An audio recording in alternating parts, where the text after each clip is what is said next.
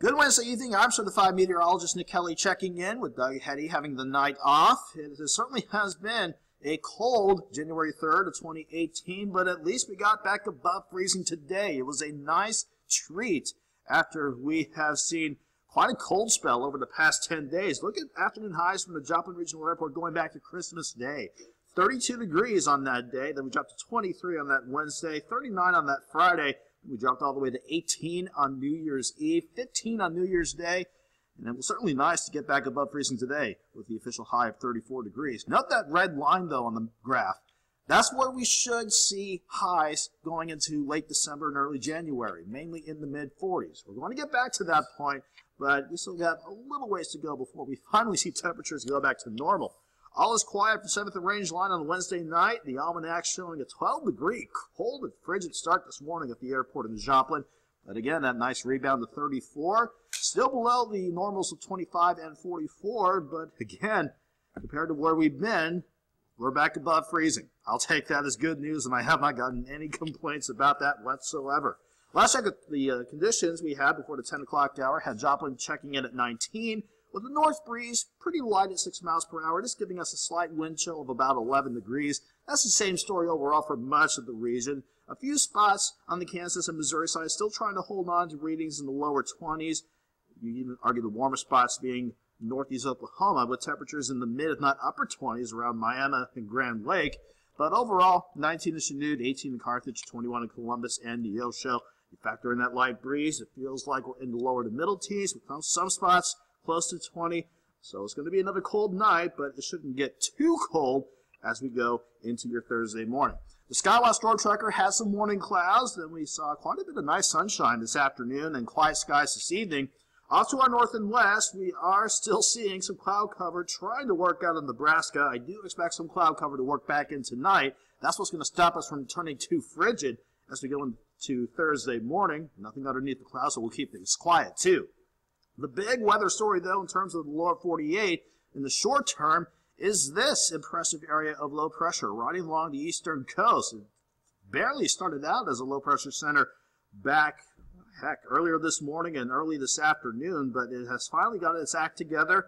It has resulted in snow from Savannah all the way through the Carolina coast, and it has really strengthened itself within the course of a matter of hours. This is what we call in the world of weather, bombogenesis. It's where a system, this low pressure in this case, drops at least 24 millibars of pressure or more within 24 hours. And I would imagine it's done that already in just a short span of time.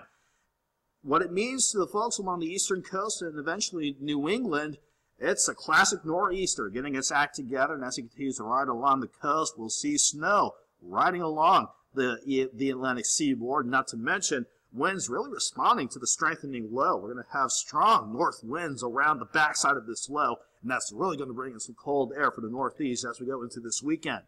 As we go back to our setup, though, we do have our jet stream showing that upper ridge still across the Rocky Mountain range, but it is starting to edge that jet stream closer to our area. That means temperatures are slowly but surely going to go back to normal as we go through the coming weekend. Also on this jet stream setup, on the flip side of things, we have our next system sitting in the very southern parts of the Gulf of Alaska, if not in the open waters of the Pacific. It's got a ways to go. It actually has to work around this ridge of high pressure before it heads our way. So it's going to stay west of us as we go into tomorrow, Friday, and even going into Saturday. What that means for us, we keep things quiet around here as we gradually get temperatures finally back at least into the 40s by Friday and especially on Saturday.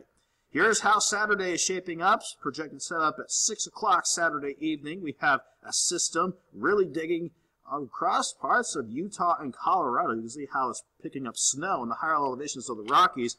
By the time it gets here, it'll be warm enough for rain chances to return for your Sunday. And depending on how temperatures quickly cool down, if we have any moisture left around early Monday morning, we could either see rain or a quick shot of a rain-snow mix to start your Monday morning out before we see the skies gradually clear on out as we go into Monday. And temperatures at least staying near, if not a bit above normal, as we go into the middle of the week. So we're staying quiet before the rain chances work back in on Sunday. We'll keep an eye on our possible rain chances or possible rain-snow mix at least going into Monday morning. And then we'll keep things quiet Tuesday and Wednesday before another system, sticking with Doug's pattern, tries to sneak in by next Thursday and next Friday. So we have a few systems to keep an eye on, but nothing to worry about as we go through the rest of the night and into your Thursday. We'll have cloud cover sneak back in overnight. Again, it helps us out, keeps us from getting too frigid overnight. I think overnight lows will drop out mainly in the mid-teens. I'm thinking 13, 14, 15 degrees overall. Even though we lose the cloud cover for tomorrow afternoon, a light breeze and still a bit of a cooler air mass around. Will be a touch cooler tomorrow, but still not too bad. 13 in the morning, 25 by lunchtime, and afternoon highs look to top out right around 30 degrees. We fast forward through Thursday evening and into Friday morning. The south breeze finally kicks in, and that means temperatures only bottoming out in the upper teens to near 20 for your Friday morning. And how's this? A welcome sight for the coming weekend. 41 Friday afternoon. We stay in the mid-40s Saturday and Sunday. The rain chances sneak in for Sunday. And again, we'll see if any snow could try to mix in with any possible rain chances Monday morning. But 46 Monday afternoon and a short stint in the lower 50s by Tuesday and Wednesday before we watch for another potential system on next Thursday and Friday. Have a good night. Have a great Thursday.